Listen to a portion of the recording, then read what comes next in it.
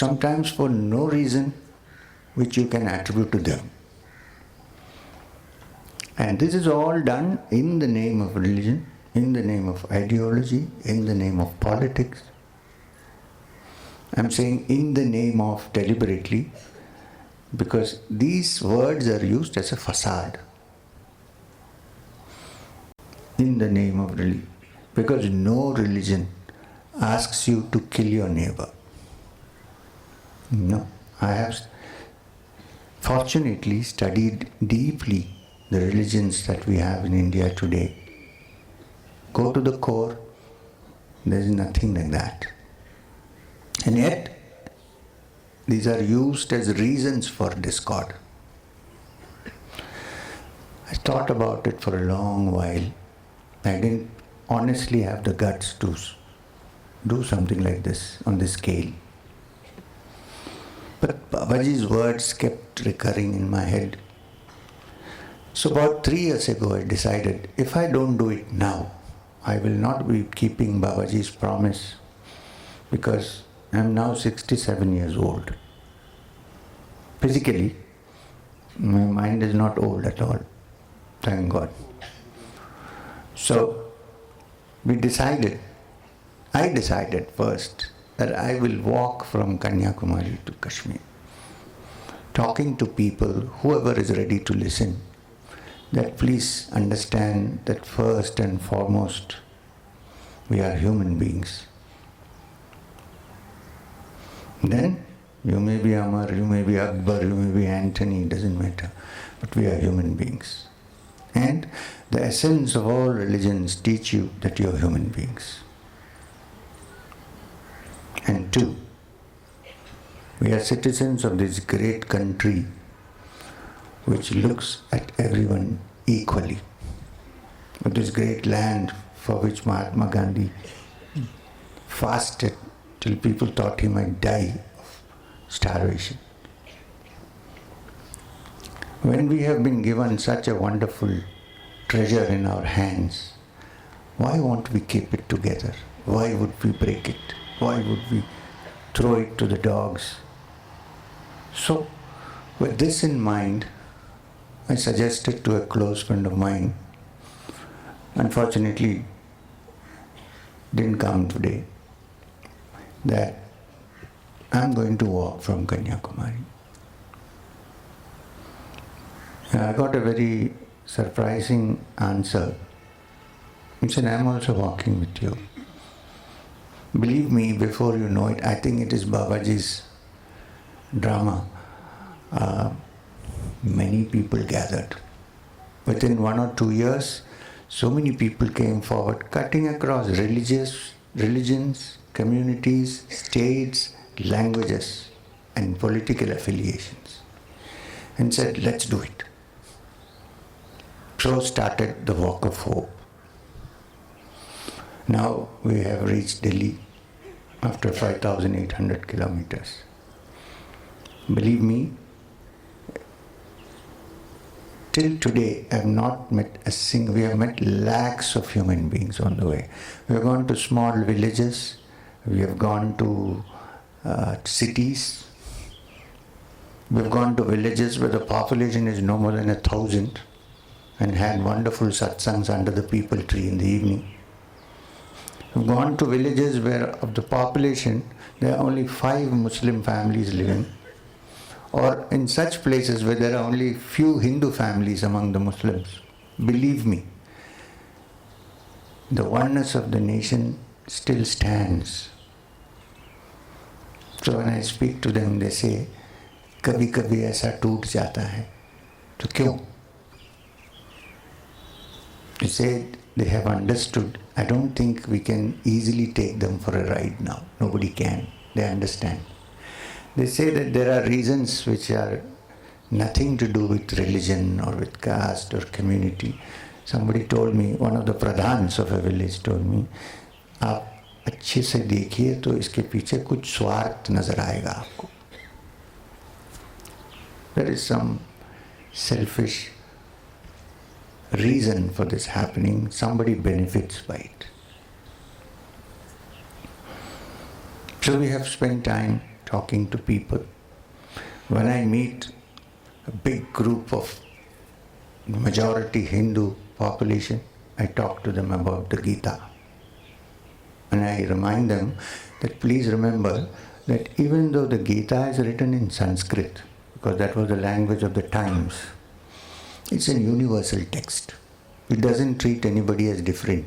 It talks of human beings. Now, in the Gita, there are many mentions, but I want to specially mention a few things. The 12th chapter is called Bhakti Yoga. People think Bhakti is meant for non-educated people who have no understanding of Vedanta and that's not true. Bhakti is the essence of one's spiritual practice.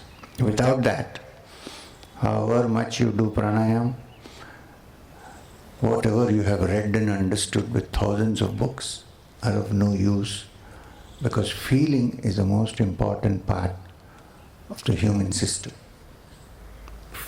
Love, compassion, and bhakti is the highest expression of this.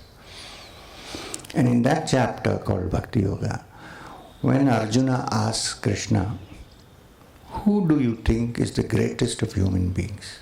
Who do you consider to be a great yogi or a great bhakta?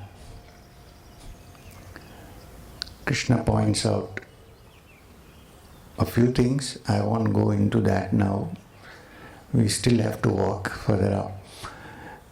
But the last point made is, I consider him to be Yaha Bhakta Same Priya, my dearest bhakta, to be one who is Sarva Bhuta Hite Rata, one who thinks of the welfare of all living beings. Very good definition, if only we could follow.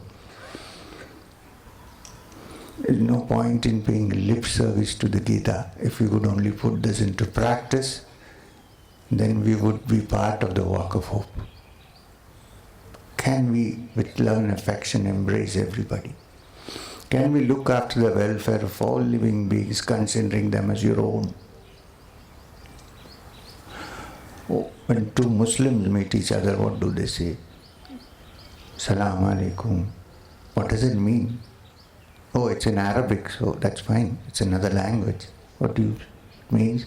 May the peace of the Lord be on you. The reply, may it be on you too. See the contradiction of it, the irony of it. There is a line that divides two nations. One side says salam in Arabic, which means peace. The neighbor says shalom in Hebrew, which means peace. And what do they do to each other? Of course, we can't go there now, but we can put our house in order here. Perhaps at an example.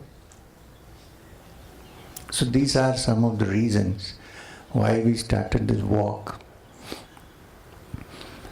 And like Jesus Christ said in the Bible, blessed are the peacemakers, for they shall be called the children of God. He didn't say blessed are the Christians or the Jews or the blessed are the peacemakers, for they shall be called the children of God. So peace is of the essence.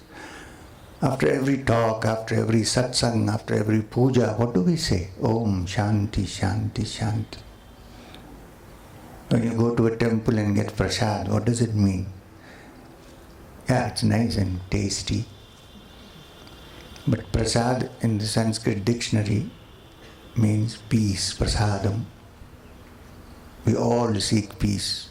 And how are we going to live in peace if we divide ourselves depending on language, religion, caste, community, and that too in this nation, which 3,000 years ago the Rig Veda said, Ekam Sat Vipra Bahudha Vedanti. There is one truth. The wise may call it by different names. I do not consider myself to belong to any particular religion. But if you say religion is to do with the good of humanity, and to find the truth for yourself individually and not impose your views on somebody else. I belong to that religion. Dharma does not mean an organized religious thing. Dharma means gunas. What gunas do you have? What are your characteristics? That's what the meaning of Dharma. So having seen all this and felt really saddened by the state of affairs, we decided to take this walk. And I'm glad to say that so far the response that we have got shows that all Indian citizens, most Indian citizens, really want to live in unity and peace. And I keep telling, especially the young, that you are the future of this country. We might have committed mistakes, it's quite possible, maybe. But the youth are the future of this country. The destiny of this nation is in your hands. So we are sowing the seeds of peace and harmony, of living together, of manavta in the hearts of the young. But then when you sow a seed, it doesn't sprout into a tree the next day. It takes time. Now the responsibility for nurturing these seeds are with us, with the parents, with the teachers. They should nurture the seeds. I'm sure you are. I'm saying increase it, do more. I have been suggesting this to most schools and colleges. I'm sure you may have something like that. But have a period, at least once in 2 weeks or once in a week, where such matters are discussed and not mathematics, geography, academics. You will turn out children who tomorrow will become bright stars in the firmament of the future of this nation. This is so, so important. And we have to do it. Don't expect the government to do it, because government is also made up of us, of human beings. There is not a separate species. We are the same. So what we do is reflected there and then comes back to us. So this is the aim of the walk. And I know that all of you cannot walk with us. You have many other things to do, which is also important for the nation and for the world. But if you understand what I am saying, and if you support us with your minds and say that we are with you, then I would say that even before reaching Srinagar, the aim of this walk has been fulfilled. And if that doesn't happen, even if we walk up to Srinagar and go back, nothing would have happened. So I pray with you, I pray to you, I plead with you, please lend your mind support to us, be with us and help us on this path that we are taking. For this land is ours, and we should all live in peace and harmony. Manav Ekta, Shanti and Sadbhavana should be the hallmarks of this nation. Now, it's not just that India is important, the whole world is important. The Vedas didn't say only India. Loka samasta sukhino bhavantu. The entire world may be happy. But we have to start work in our home before we talk to the neighbor. I'm hoping that after this walk is done, if our neighboring country or countries invite us for a walk, we will certainly do it. No matter where.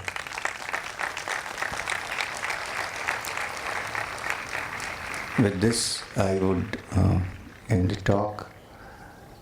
Thank you very much. My greetings and blessings to all of you. Namaskar. Thank you, Sri M. Sir.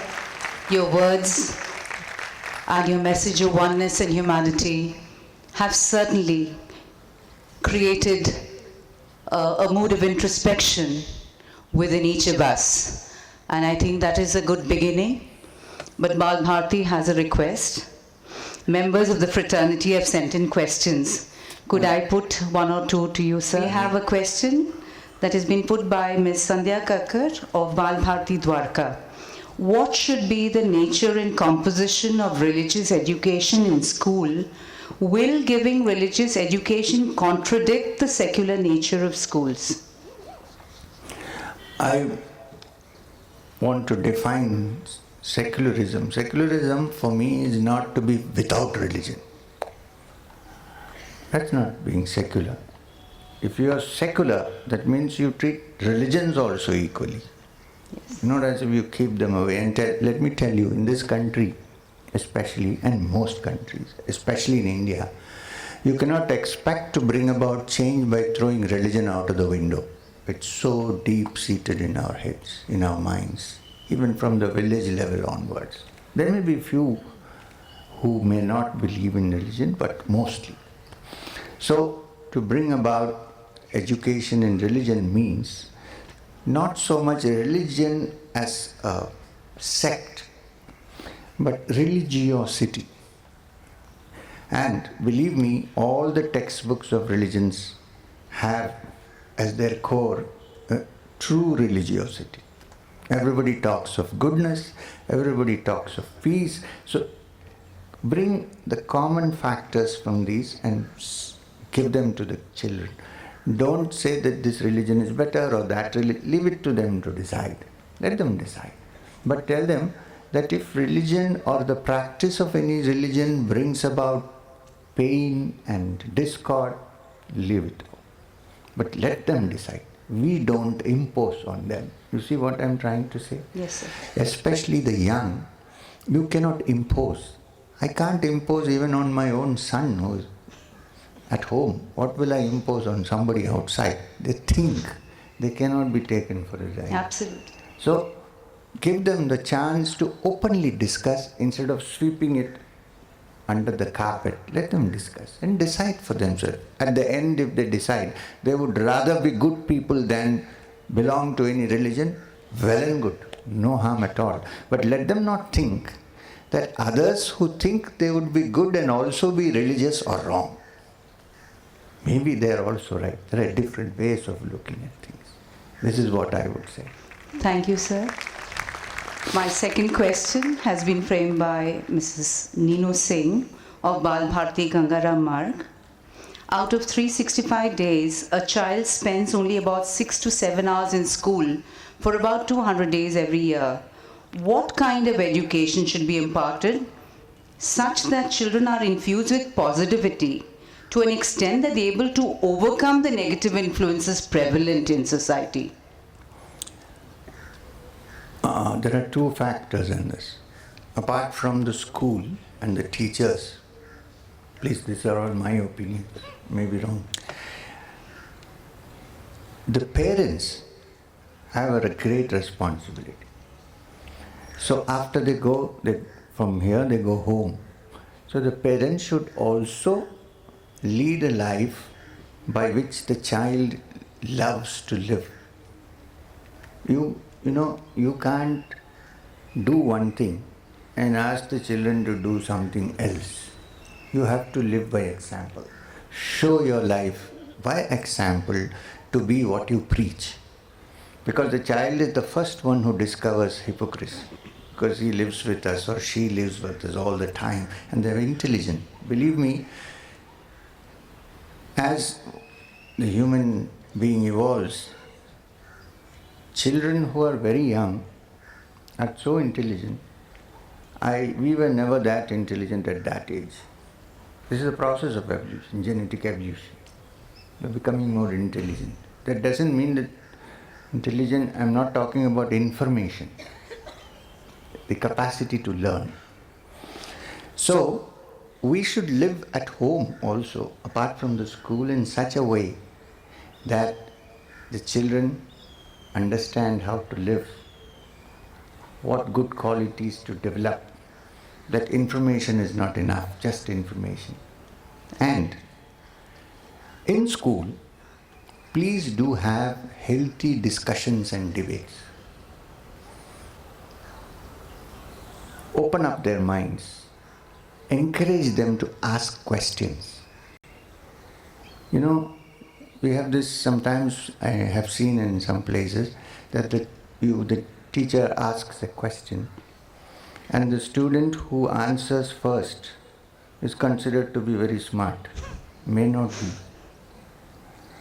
Somebody who is sitting at the end, who has not answered the question, perhaps is mulling over the question and may come up with something better later. In no hurry to show that I know. So therefore, all these things have to be understood by the teachers, the psychology of learning, how to understand, treat them at par with yourself. When I talk to people, I don't talk as if I am sitting somewhere high up. Physically, yes, I am sitting here, but I come down and think that I am here. I am like you, and then talk. So otherwise, how do we convey? This is very important in schools. Debates, discussions, and encouraging questioning is very important. Because no new thing has been discovered on this earth unless somebody asked a question. Right. I'm sorry, that's why I said I'll deal with at least a few. You would think that I'm not encouraging questions. No. Questioning is very important. But a student does not have the complete knowledge to find answers to the question. So our job of the teacher is to allow the child to find the answer with guidance and not give a ready-made answer and feed the child with it. They may get good marks, but their minds will not develop. That's my understanding. That's right, sir. I think you make a wonderful teacher. Well, students love me when I go to classrooms. That much I can tell you. Maybe because I joke with them. May I put one more question, sir? Yeah, ma'am. Mr. A.V.L. Raghavendra or Bharati Gangaram. This is related to the autobiography, Apprentice to Himalayan Master. In an interview, you expressed your disbelief in Svarglog and Naraklog. Yet your autobiography has an encounter with Nagraj and out-of-the-body experiences. Is this contradictory, and how can you reconcile the two? Now you have got me. You know, when I said that there is no Swarga or Naraga, please look at the context of it. I was trying to tell somebody that if you make the world happy, then you are in heaven. And if you live unhappily and make this life hell, then this is Naraga. That's what I meant. It was not a discussion of whether there is only this earth plane or the other planes of existence, which is a very metaphysical question, which should be dealt more individually than with. Okay. And the other thing is, let me tell you, you don't have to believe everything in the autobiography.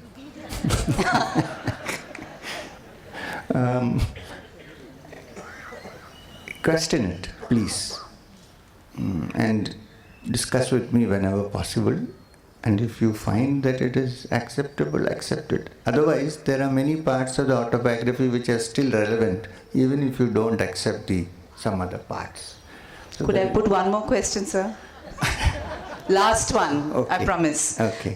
This is a question that I frame, Bharati Gangaram.